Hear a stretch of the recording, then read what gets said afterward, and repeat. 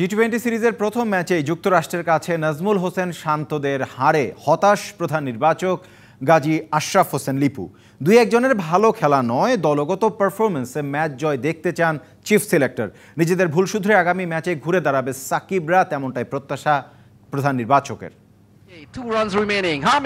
নন test playing একটা টিমের বিপক্ষে টি-20 ম্যাচে আগে ব্যাট করে 12টা 4 আর 2টা ছক্কা।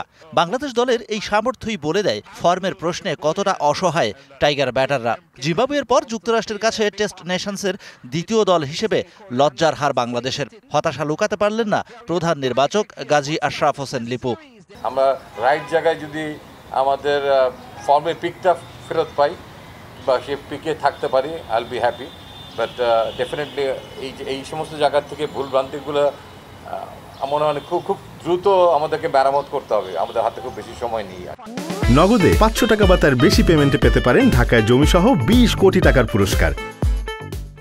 গেল ম্যাচে বাংলাদেশের সর্বোচ্চ স্কোরার তাওহিদ হৃদয়ের ব্যাটে এসেছে 47 বলে 58 রান। দ্বিতীয় সর্বোচ্চ 22 বলে 31 রান 6 নম্বরে ব্যাট করতে নামা মাহমুদুল্লাহর। বল হাতেও আপ টু দ্য মার্কে ছিলেন না বোলাররা।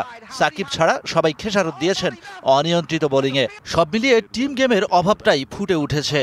একটা দুটো বিচ্ছিন্ন পারফরমেন্সের থেকে দল হারলেও যদি দলগত পারফরমেন্সটা ভালো হয়, প্রত্যেকটা ডিপার্টমেন্ট ওয়াইজ যেটা এক্সপেক্টেড ছিল সেই জিনিসটা ক্লিক করছে না, সেজন্যই আই থিঙ্ক দুশ্চিন্তার কারণটা একটু বেশি। প্রত্যাশা আর প্রাপ্তির ব্যবধান ক্রমেই বাড়িয়ে চলেছে সাকিব আল হাসানরা। বিশ্বকাপের আগে যুক্তরাষ্ট্রের মতো দলের বিপক্ষে হার তেমনটাই যেন ইঙ্গিত করছে। Shahan Papon, DBC news, Dhaka.